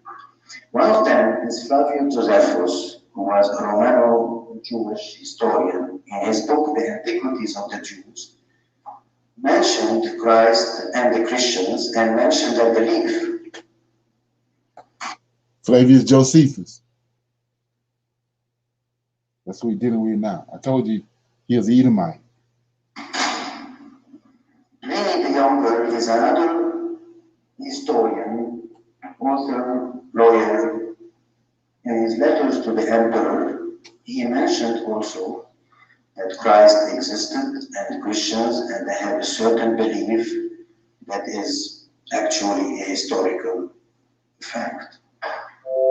Tacitus is another reference outside the New Testament. These are all Edomites I told you about. Tacitus, Josephus, Pliny the Elder, Pliny the Younger. I've been mentioning these people to you since it's been on the line. All of them was in Egypt. That's why they translated the Old Testament to the New to Greek, which is what the Septuagint is, so they can read it and do what they did. Senator and historian of the Roman Empire, in his annals around 116, he also mentioned Christ and the Christians. And we have Suetonius, Roman biographer, in his life, in his book, Lives of the 12 Caesars, mentioned Christ and the Christians. And also we have, and these, by the way, they all mention Christ and the Christians with no reference to the Jews, with no reference to any connection with the Jews. We have one more reference to Jesus is the Talmud. The Talmud in the Toledot Yeshua, Sefer Toledot Yeshua, which means the birth of Jesus. They mention Jesus and his mother in a very bad way. So I don't. So I'm gonna ask a question right quick before we go and move on. Anybody know what the Talmud is?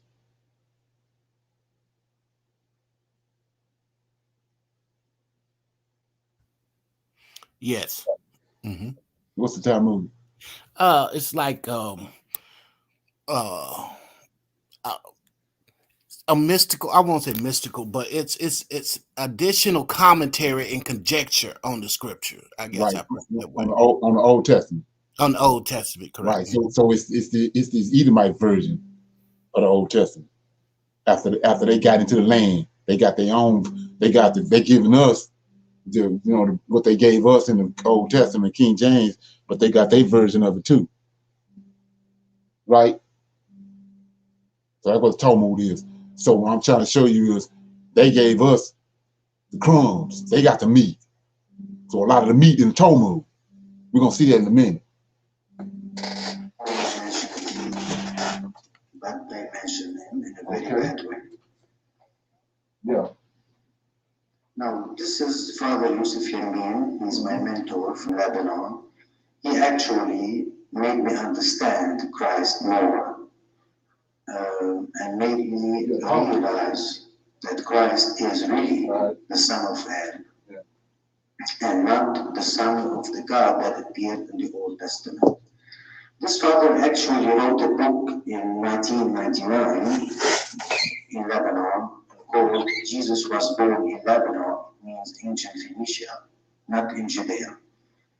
Now, the patriarch. This is where it get interesting at. So he said Jesus was born in Phoenicia, not in Jerusalem. He was born in Phoenicia. But like I said, what they told us Phoenicia is where the drum come in at.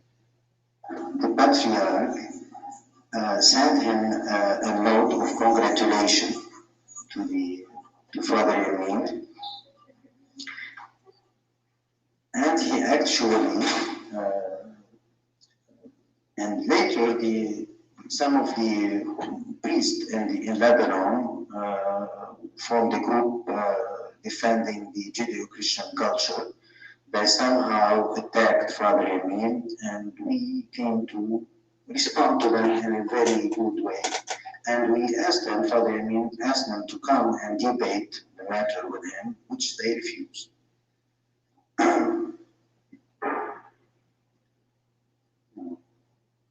Now, here we go, right here. The geographical region of Mount Carmel and Bethlehem of Galilee. We know that the region of all this region of Galilee, Phoenicia, follow the same Phoenician pantheon of gods, having the supreme god El as the father of all gods. Now, geography is somehow determining that Jesus was born in this Bethlehem or in this Bethlehem. It's two Bethlehem. In the New Testament, Jesus was born in this Bethlehem. It seems that the scholars are saying, like Jacques Duquesne in his book Jésus, or Ernest Renan in his book La Vie de Jésus, he mentioned that Matthew, in a way, who addressed the book to his gospel to the Jews, to the Hebrew at the time, he somehow decided to shift the two Bethlehems and made Jesus born in this one. Although archaeological studies show that this Bethlehem has been founded, has been established 200, 300 years after the time of Jesus. At the time of Jesus, it was a cemetery. And it seems that the Emperor Constantine and his wife Helena, who took up with Christianity to make it as the religion of the Roman Empire, it seems they favored this one. Whereas in reality, as I said, this one was not in existence at the time of Jesus. We have this one. Therefore, Jesus is called Jesus of Nazareth. And this is Nazareth. And this is Bethlehem. This Bethlehem is actually, in Phoenician Aramaic language, is the house of bread. And Jesus always mentioned himself as the bread of life. And this same place is the place where Adonis used to be worshipped, who is also called the spirit of the corn. The spirit of the corn, which means bread. So the correlation is very interesting. Now, this is another map. These maps are authentic. I haven't played with them. They are really authentic. No Photoshop. Now, here also we have Bethlehem of Judea, and we have Bethlehem of Galilee. Now, this region is Galilee, Phoenicia. So let's look at that right quick. I want to show it to you right quick before we go any further, so you can understand where I'm coming from. So I keep showing you this all the time. I'm in Judges. Judges right quick.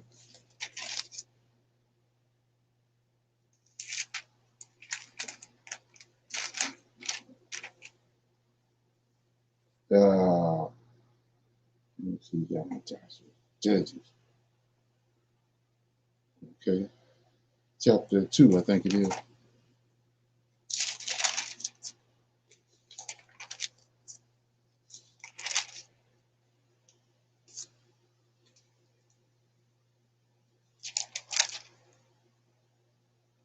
I'm in Judges chapter 4.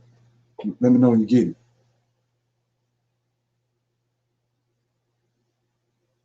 All right. So I'm going to start at verse 1. And the children of Israel again did evil in the sight of the Lord when Elam was dead. And the Lord sold them into the hands of Jabin, the king of the Canaanites, that reigned in Hazor, captain of whose host was Sisera, which dwelt at Hazareth. See that? Hazareth of the Gentiles, right? So where's this Hazareth of the Gentiles? That's what he's showing you. Hazareth of the Gentiles, they all gathered around Galilee. Ain't no Israelites in Galilee. So these people that's in this Hazareth of Galilee, around Galilee, Phoenicians. It's a place there called Babylon, called Bethlehem. You got the Bethlehem where David from. Let me show you that. 2 Samuel, right quick. Yeah, it's gonna blow you out the water when it's finished with it. So I'm in 2 Samuel, chapter 16. 1 Samuel. 1 Samuel 16. He said, I'm in let me know when you get it. Got it. First one. And the Lord said unto Samuel, how long wilt thou mourn for Saul, seeing I have rejected him from reigning over Israel? Fill thine horn. See that? We're looking for the Messiah. And go. I will send thee Jesse the Bethlehemite. See that? Jesse from Bethlehem. And I have provided me a king among his sons. So David from Bethlehem. Two Bethlehems. David from the Israelite Bethlehem. But it's a Bethlehem in Galilee for the Gentiles. Sea of Galilee, where all the steam, everything go down in the New Testament. It's around this Galilee right here. The Gentiles there. Ain't no Israelites there. Hey, Leonard, can I inject something real quick? Go ahead. The Bethlehem that David from, it's also called Ephraim, because they refer to him as Bethlehem Ephrathite. Right, exactly. Right. That's another way to distinguish it too.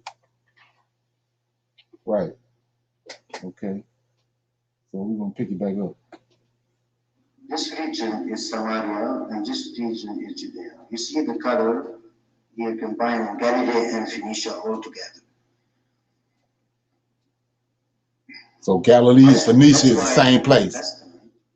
They say Galilee of the nations, Galilee of the Gentiles. See that? I just showed you that. Non-Jews. In Galilee at the time of Jesus, there were no Jews. No Jews, no Israelites. This is Al-Majdan. This is the place from where Maryam Magdalene is this is the place where she originated from.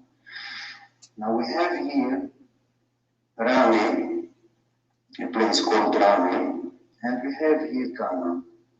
This Cana is where the miracle happened. So let me break something else down to you. So I showed you that the Gentiles in Genesis chapter 10 is a group of people, it's a race of people. That's Japhet. And they came, and Alexander came. He Gentiles. The Gentiles in Galilee, the same people, Phoenicians. So Cleopatra and Caesarion, they Gentiles. And I told you it was more than one Alexander. When he came to kill, when Octavian came to kill, he had to kill 3 people. Julius Caesar. He had to kill Mark Antony, Cleopatra, and he had to kill Caesarion. She sent Caesarion away to a monastery up in the mountains in the Himalayas. It was Alexandria up there. And he was gone for 18 years, missing years. She sent her 2 number 1 servants, Joseph of Arimathea and Mary, to take him there. To take him to the monastery. After 18 years, he came back. Came back where? To this place right here. The Gentiles there. He brought him back here to Galilee. That's where his brother and sister was at. That Cleopatra had for Caesarion. Had for Mark Antony. They was in this place right here. Galilee of the nations, Phoenicia, in Jerusalem. In Israel. But the Gentiles there around the Galilee. He came back there looking for his brother and sister. Okay, remember that. And we have the evidence. I'm going to show you the pictures later on. But this Rami is an important place because while researching Jesus, we found a person by the name of Joseph of Arimathea. See that? Joseph of Arimathea, according to records like the Talmud and other records, he is the uncle of Maryam. Either from her father or from her mother. Now, in the British records, Joseph of Arimathea is a Phoenician trader.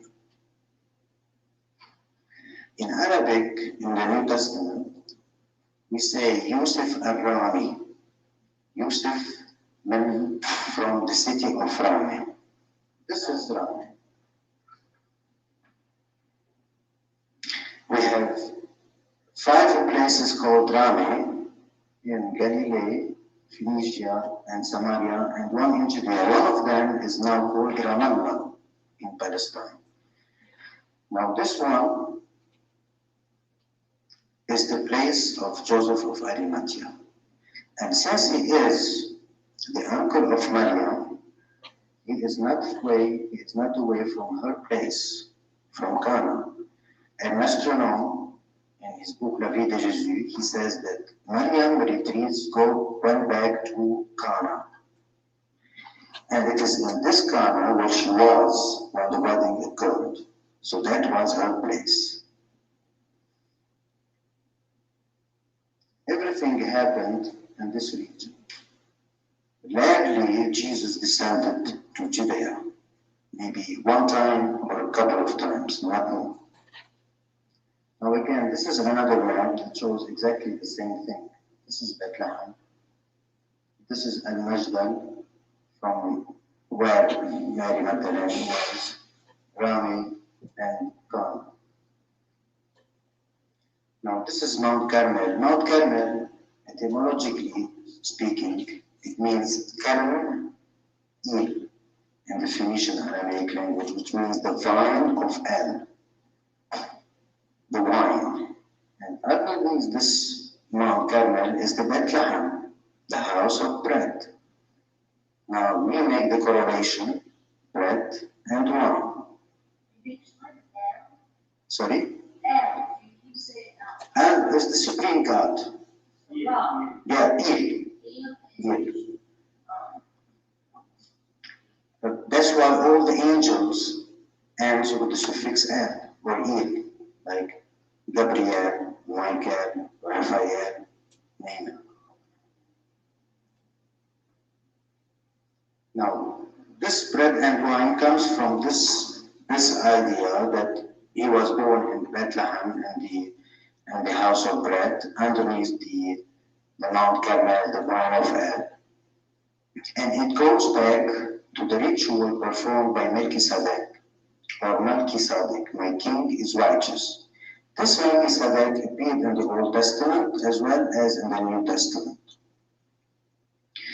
Eusebius, who is one of the early Roman historian, and who compiled the New Testament and the Old Testament together, because actually Constantine commissioned him to do that.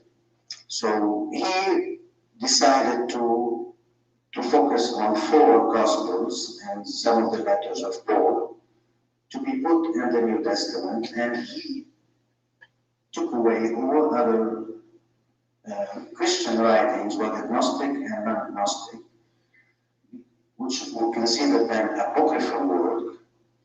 And Eusebius himself, in his book that he gave, the book called The Preparation for the Gospel, he mentions Melchizedek as not a Jew, and that Jesus was following Melchizedek order. So it's not just a degree, it's an order. It's a fraternity that has been in existence from ancient times in Phoenicia and in Egypt. And this fraternity is known as the Great White Fraternity. It started on Mount Hermon, Jabal al-Sheikh in Lebanon, with Enoch, one of the prophets that appeared to be a seer of visions. And he moved the teachings he received. Now, I don't know if somebody read the book of Enoch. It shows the connection between Enoch, this prophet, this first man, was God, who is called Eve.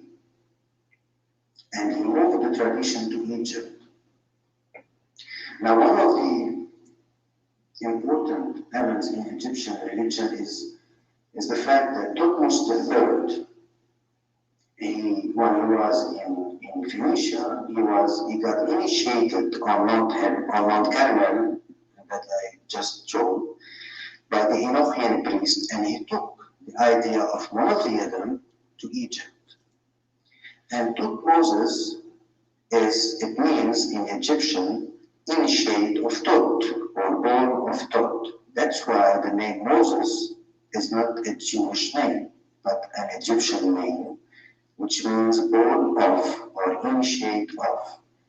Therefore, Ramses is born of Ra, or initiate of Ra.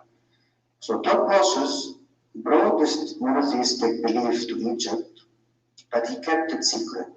It was not until Akhenaten who brought this monotheistic belief openly in his city Akhenaten. Now these people, the Egyptians, followed, or let's say that they formed what the Phoenicians a fraternity, an ancient fraternity of monotheistic beliefs.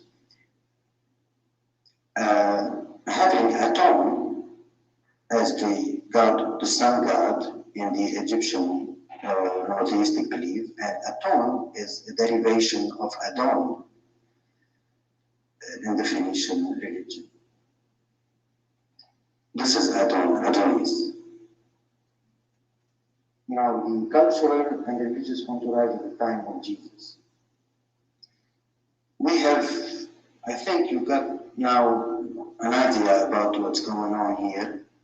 So all this area, Phoenicia, Galilee, they had a certain belief, a monotheistic belief in God, the supreme God, and in goddesses, and in a pantheon of gods. With the coming of Christ, this has changed. It has changed, but having the same idea. For example, in Phoenician theology, we have the Son of God, Adon, Shalim, Yah, I just mentioned. Now, what has been said as myth, let's say it was a myth in the Phoenician theological religion, it became a manifestation of Yahushua, was Jesus. What has been said as myth, it became a reality with Jesus. Yahushua. So he said, so what he said is that the God, the Phoenician God, all the characteristics that Jesus got came out of Phoenicia. It's Phoenician ideology. It's Phoenician ideology. They took it over and put it in the New Testament. The Phoenician ideology. Phoenicia and Egypt is hand in hand. They connect at the hip.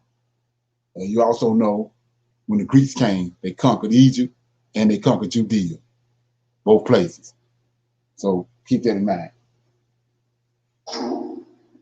Is actually an Aramaic Phoenician name, which means Yah Shu, may Yah saves. Now Yah is different from Yahweh. Right. Yah is an ancient Phoenician god that has been mentioned in the Yah Shua. You know what I'm saying? It's crazy, man. But wait till we see when we're gonna see where it came from. In the Metanite region, it has been mentioned in the Ugaritic tablet, and it is similar to Yam on the coastal Phoenician cities. And Yam is the Phoenician god of water. Now Yah was transported with the Amorites. Amorites. Come on, man. Come on now. It's an Amorite religion. Come on. It's an Amorite religion. Yah became what the Mesopotamians Ea. And this Ea still having the same function as God of water. Now this Ea became known as Yahweh in the Chaldean Babylonian period, which is 7th to 6th century BC. Now, Cyrus II, the Persian emperor, it is said in the Old Testament that he moved a group of people and wrote an edict to move a group of people from Ur and Babylon to the land of Canaan. It is mentioned in the Old Testament as he is returning the Hebrews to their original land. But in fact, the Persians, like the Assyrians, used to exercise a policy of transfer from one place to another. So within their empire, expanding their empire. So they moved But the Assyrians were more ferocious than the Persians. So the Persians moved a group of people from Babylon and Ur to the land of Canaan. When these people crossed the river, the Phoenicians called them Habiru and Nahr, Abraniyim, Hebrews. But that happened at the time 6th century BC. It started 6th century BC. Therefore, the Pharisees, who are the rabbis in Judaism, is a name that derives from Perses, which means Persians. So, Yaushu, then these people who came from Babylon and Ur, brought with them Yahweh, and this Yahweh became Yahweh. But now, Yahweh have lost its element as God of water and became a God of dualism, having Yod and Heva, Adam and Eve, as its function.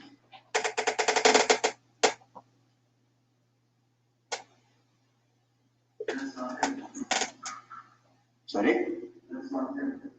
What do you mean? Okay, so anybody got any questions so far? Something they don't understand? Any comments?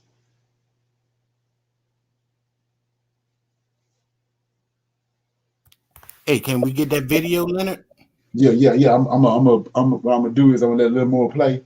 I'm gonna put the video on when I get off the line. I'm gonna put the video on Messenger, and then we're gonna come back tonight and deal with it again. Oh, okay, cool. After everybody watch it, because I want you to get this. So what's been played out is this all tied to when the Sennacherib took the 10 tribes out, and he brought other nations there and put them in the land of Israel. One of those nations was Amorites, and we see these Phoenicians are Amorites. That's what the Most High talking about. So this whole setup, this whole religion, the system that they got set up is Amorite religion. That's what he's talking about in Genesis chapter 15. What we worshiping now is an Amorite religion, Amorite God. Come on. Ain't that so? I'm gonna let a little more play. So Yahshua is the Christos in the Greek language. Now this is See how much time we got. What has been Okay, we had 2 hours. So attached on the cross. Having the what I'm gonna do is I'm gonna stop it right there, and then I'm gonna send the video out, give everybody a chance to watch it between 9 and night, and then we'll come back in. Write your questions down. What I mean, if you get a revelation, write that down too, and we're gonna deal with all of it tonight at 6 o'clock. How that sound? Sounds good. Hey, real quick, Leonard, how are they spelling that God name? Are they saying Yah? No, yo. That's what he's saying. It's two. When you go back and look at how Satan operates, it's always a duplicate. Just right. Like you got Bethlehem, but they ain't telling you it's two Bethlehems. It's a Bethlehem in Galilee. And there ain't no Israelites in Galilee. All that whole area around there is Phoenician or Amorites.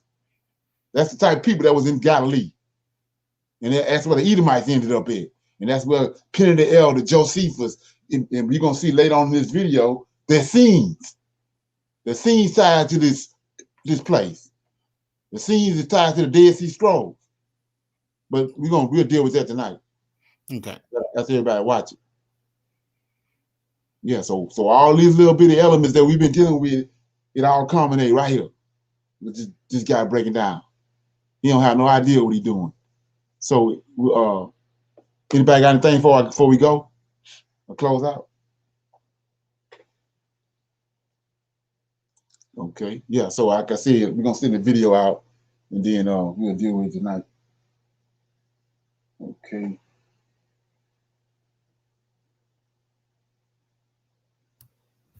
Good stuff, Leonard. Good stuff, man.